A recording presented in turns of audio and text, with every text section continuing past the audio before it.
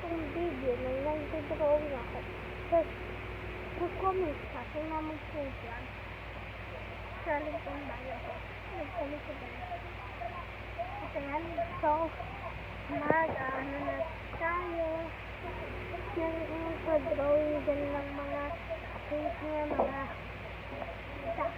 so, parang picture kasi marunong na ako. So, nandito tayo. Ayan, dyan na muna tayo.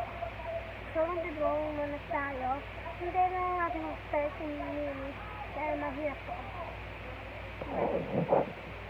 At mag-comment din po kayo ng emoji or mga ganun. Nag-comment siya, gusto nyo heart. Heart. Na pink. So, gawin na natin. Promise po natin yan. So, gawin na po natin. Ito guys, ha? Ipopost ko muna. Kasi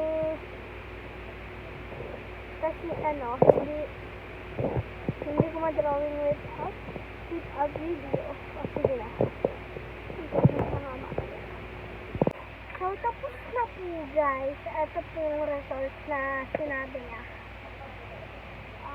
Ay, yung sinabi niya na ipapromise po natin. So, mag-comment na po kayo dyan kung anong emojis din. Kaya ko po yun. So, mag-comment na po kayo dito. So, sige na.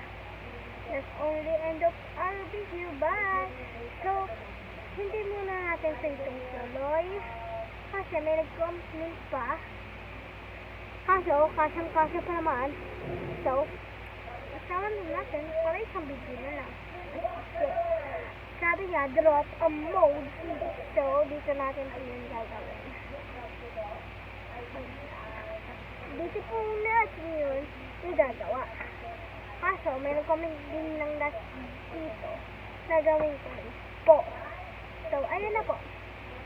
Yung nag-comment po dyan, mag-comment po kayo para mas madaming magko-comment.